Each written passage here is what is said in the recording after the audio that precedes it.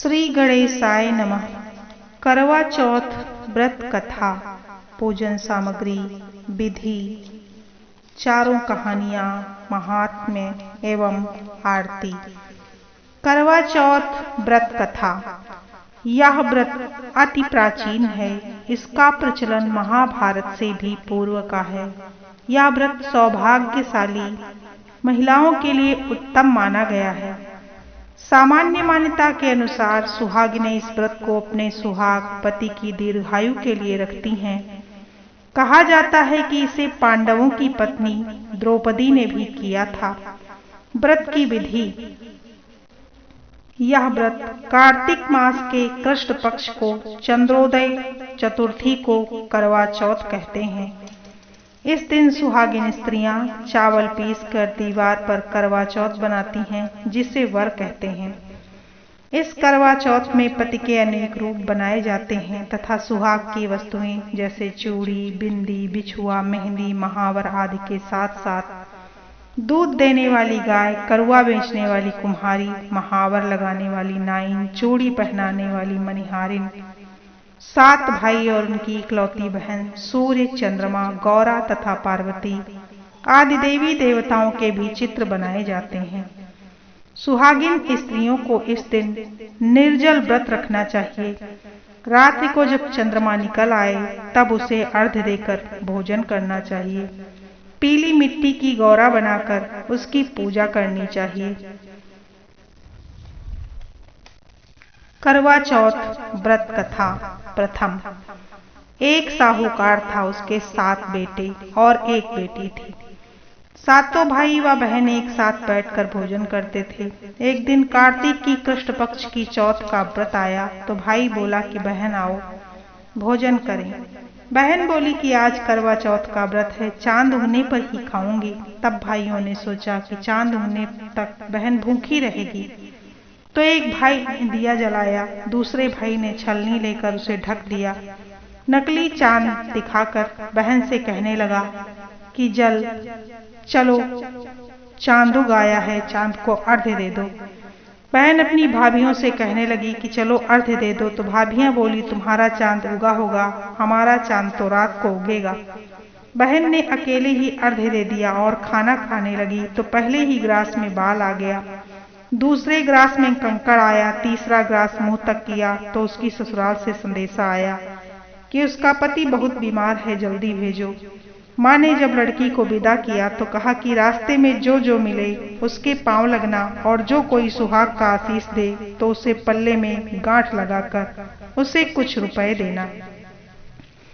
बहन जब भाइयों से विदा हुई तो रास्ते में जो मिला उसने यही आशीष दिया कि तुम 7 भाइयों की बहन, तुम्हारे भाई सुखी रहें, तुम उनका सुख देखो। सुहाग का आशीष किसी ने भी नहीं दिया। जब वह ससुराल पहुंची तो दरवाजे पर उसकी छोटी ननंद खड़ी थी। वह उसके ही पांव लगी तो उसने कहा कि सुहागिन रहो, सपूती हुओ। उसने यह सुनकर पल्ले में गांठ बांधी और ननंद को सोने का सिक्का दिया। तब भीतर गई तो सास ने कहा कि पति धरती पर पड़ा है, तो वह उसके पास जाकर उसकी सेवा करने के लिए बैठ गई। बाद में सास ने दासी के हाथ बची खुची रोटी भेज दी। इस प्रकार से समय बीतते बीतते मृगशिर मार्गशीर्ष की चौथ आई तो चौथ माता बोली करवा ले लो, करवा ले लो, भाइयों की प्यारी बहन करवा ले। लेकिन जब उसे चौथ माता नहीं दिखलाई दी तो वह बोली हे माता, आपने मुझे उजाड़ा है तो आप ही मेरा उद्धार करेंगी, आपको मेरा सुहाग देना पड़ेगा। तब उस चौथ माता ने बताया कि पौष की चौथ आएगी, वह मेरे से बड़ी है, उसे ही सब कहना, वही तुम्हारा सुहाग वापस देगी। पौष की चौथ आकर चली गई, माघ की चली गई, फाल्गुन की चली गई, चैत्र, बैसाख, जेठ, आषाढ़, श्रावण, भादों सभी चौथ आई और यही कहकर चली गई, आगे वाली को कहना। असौज की चौथ आई तो उसने बताया कि तुम पर कार्तिक की चौथ नाराज है, उसी से तुम्हारा सुहाग ले लिया है, वही वापस कर सकती है, वही आएगी तो पांव पकड़कर विनती करना, यह बताकर वह भी चली गई। जब कार्तिक की चौथ आई तो वह गुस्से में बोली, भाइयों की प्यारी करवा ले, दिन में चांद उगाने वाली करवा ले ले, व्रत का खंडन करने वाली करवा ले ले, भूखी करवा ले ले। तो यह सुनकर वह चौथ माता को देखकर उसके पांव पकड़कर गिड़गिड़ाने लगी, हे चौथ माता, मेरा सुहाग तुम्हारे हाथों में है, आप ही मुझे सुहागिन करें। तो माता बोली, पापिन, हत्यारिन, मेरा पांव पकड़कर क्यों बैठ गई? तब वह बोली कि जो मुझसे भूल हुई उसे क्षमा कर दो, अब भूल नहीं करूंगी। तो चौथ माता ने प्रसन्न होकर आंखों से काजल, नाखूनों से मेहंदी और टीके से रोली देकर छोटी उंगली से उसके आदमी पर छींटा दिया। तो वह उठकर बैठ गया और बोला कि आज मैं बहुत सोया। वह बोली, क्या सोए? मुझे तो 12 महीने हो गए, अब जाकर चौथ माता ने मेरा सुहाग लौटाया है। तब उसने कहा कि जल्दी से माता का पूजन करो। जब चौथ की कहानी सुनी, करवा का पूजन किया तो प्रसाद खाकर दोनों पति पत्नी चौपड़ खेलने बैठ गए। नीचे से दासी आई, उसने दोनों को चौपड़ पासे में खेलते देखा तो उसने सासू जी को जाकर बताया। तब वे सारे गांव में यह बात प्रसिद्ध हो गई कि सब स्त्रियां चौथ का व्रत करें और सुहाग अटल रहेगा। इस तरह से साहूकार की बेटी का सुहाग दिया। उसी तरह चौथ माता सबको सुहागिन रखें। यही करवा चौथ के उपवास की सनातन महिमा है। करवा चौथ व्रत कथा की दूसरी कहानी अति प्राचीन काल की बात है। एक बार पांडुपुत्र अर्जुन तप करने के लिए नीलगिरी पर्वत पर चले गए थे। इधर पांडवों पर अनेक मुसीबतें पहले ही थी। इससे द्रौपदी ने स्वयं विह्वल होकर कृष्ण की आराधना की। कृष्ण उपस्थित हुए और पूछा, कहो क्या कष्ट है तुम्हें? प्रभु द्रौपदी के हाथ जोड़कर कहा कि मुझे क्या कष्ट है, आप तो स्वयं जानते हैं, आप तो अंतर्यामी हैं। मुझे कष्टों के बोझ से विह्वल कर दिया है। क्या कोई ऐसा उपाय है जिससे इन कष्टों से छुटकारा मिल सके? तुम्हारा प्रश्न अति उत्तम है द्रौपदी।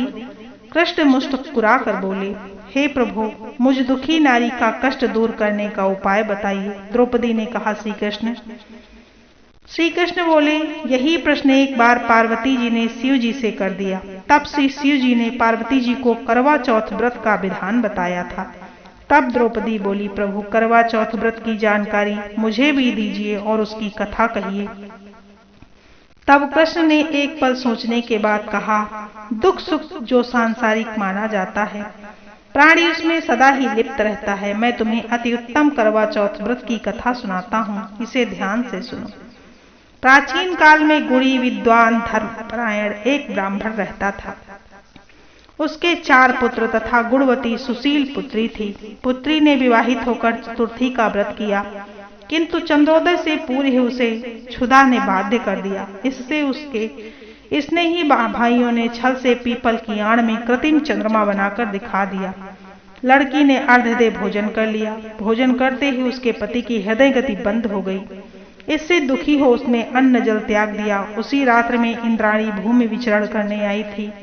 ब्राह्मण पुत्री ने इससे अपने दुख का कारण पूछा। इंद्राणी ने बताया, तुम्हें करवा चौथ व्रत में चौथ दर्शन से पूर्व भोजन लेने से यह कष्ट मिला है। तब उस लड़की ने अंजलि बांधकर विनय की, इससे मुक्त होने का कोई उपाय बताइए। इस पर इंद्राणी ने कहा, यदि तुम विधि पूर्वक अगली करवा चौथ का व्रत करो तो तुम्हारे पति पुनर्जीवित हो जाएंगे। कन्या ने ऐसा करने का वचन दिया तो उसका पति स्वस्थ हो गया।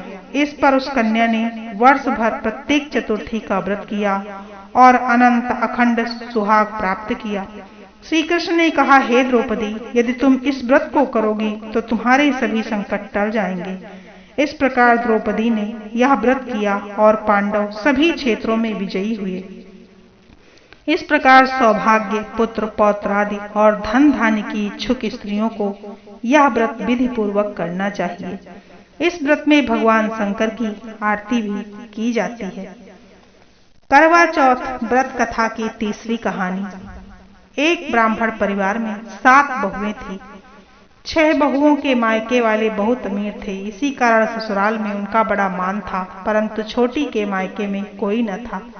वह घर का सारा काम काज करती, सबकी सेवा करती, पर कोई भी उसे प्यार नहीं करता। सभी दुत्कारते रहते। तीज त्योहारों पर भी जब उसके मायके से कोई न आता तो वह बहुत दुखी होती। हर वर्ष की तरह इस वर्ष भी करवा चौथ का व्रत आया। अन्य बहुओं के मायके से उनके छोटे भाई करवा लेकर आए, पर छोटी के मायके में यदि कोई होता तो करवा लेकर आता। सास भी छोटी को ही खरी खोटी सुना रही थी। वह दुखी हो घर से निकल पड़ी और जंगल में जाकर रोने लगी। एक नाग बहुत देर से उसका रोना सुनता रहा। अंत में वह अपने बिल से निकल आया तथा छोटी बहू से पूछने लगा, बेटी क्या बात है, तुम रो क्यों रही हो? छोटी बहू बोली, आज करवा चौथ है, मेरा कोई भाई नहीं। यदि मेरा कोई भाई होता तो आज जरूर करवा लेकर आता। नाग को छोटी बहू पर दया आ गई। नाग ने कहा, बेटी तुम घर चलो, मैं अभी करवा लेकर आता हूँ। थोड़ी देर के बाद नाग बहू की ससुराल पहुंचा। ससुराल वाले इतना सामान देखकर चकित हो गए। सास भी प्रसन्न हो गई। सास ने प्रसन्न मन से छोटी बहू को नाग देवता के साथ भेज दिया।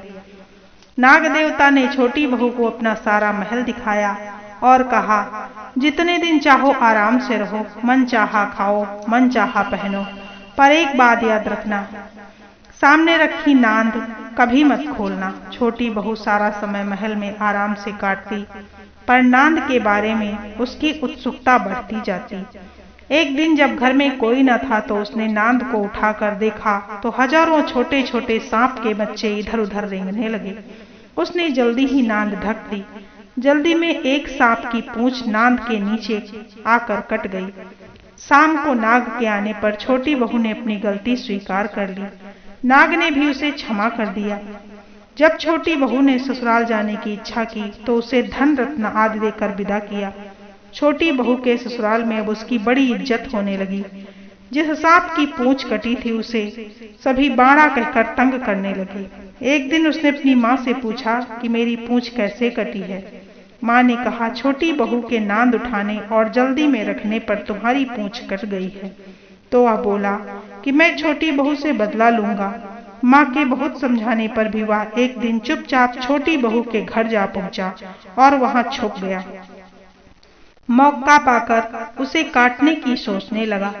वहां छोटी बहू और उसकी सास में किसी बात पर बहस हो रही थी तो छोटी बहू कसम खाकर कह रही थी कि मैंने ऐसा नहीं किया। वह कह रही थी कि मुझे बाड़ा भैया से प्यारा कोई नहीं है। उसी की कसम खाकर कहती हूँ कि मैंने ऐसा नहीं किया। बाड़ा भैया ने जब सुना तो सोचने लगा कि जो मुझसे इतना प्यार करती है मैं उसे ही काटने आया हूँ। वह चुपचाप घर चला आया। माँ ने पूछा, ले आए बहन से बदला? वह कहने लगा, माँ बहन से कैसा बदला? तभी से बाड़ा भैया व छोटी बहन हुए। भाई प्रतिवर्ष चौथ के दिन करवा लेकर जाता है। वह बहन बड़े प्यार से करवा चौथ का व्रत करती है। करवा चौथ व्रत कथा की चतुर्थ कहानी। प्राचीन काल में करवा नाम की एक पतिव्रता स्त्री अपने पति के साथ नदी किनारे एक गांव में रहती थी। कार्तिक मास के कृष्ण पक्ष की चतुर्थी चौथ के दिन उसका पति नदी में स्नान करने के लिए गया। स्नान करते समय एक मगरमच्छ ने उसका पैर पकड़ लिया। वह करवा करवा नाम लेकर जोर जोर से अपनी पत्नी को पुकारने लगा। उसकी आवाज सुनकर उसकी पत्नी दौड़ कर आई तो उसने मगर को कच्चे धागे से बांध दिया। मगर को बांधकर वह यमराज के यहाँ पहुंची और यमराज से बोली, भगवान मगरमच्छ ने मेरे पति का पैर पकड़ लिया है, अतः पैर पकड़ने के अपराध में आप अपने बल से उस मगरमच्छ को नरक में ले जाओ। यमराज ने कहा, अभी मगरमच्छ की आयु शेष है, अतः मैं उसे नहीं मार सकता। इस पर करवा ने कहा कि यदि आप ऐसा नहीं करोगे तो मैं आपको श्राप देकर नष्ट कर दूंगी। यह सुनकर यमराज डर गए और उस पतिव्रता स्त्री करवा के साथ जाकर मगरमच्छ को उन्होंने यमपुरी में भेज दिया। करवा के पति को दीर्घायु प्रदान की। उसी दिन से यह करवा चौथ मनाई जाती है और सुहागिन स्त्रियों के द्वारा व्रत रखा जाता है। ये करवा माता जैसे तुमने अपने पति की रक्षा की वैसे सबके पतियों की रक्षा करना। इति शुभम। इस प्रकार करवा चौथ की चारों कहानियां पूर्ण हुई। करवा चौथ पर गणेश जी की आरती की जाती है। जय गणेश जय गणेश जय गणेश देवा। इस प्रकार करवा चौथ पर शिव जी की ओम जय शिव ओमकारा यह आरती की जाती है और गणपति, माता पार्वती, गौरी शंकर की आराधना करते हुए करवा चौथ का व्रत पूर्ण किया जाता है। आप सभी को करवा चौथ की बहुत बहुत बधाई।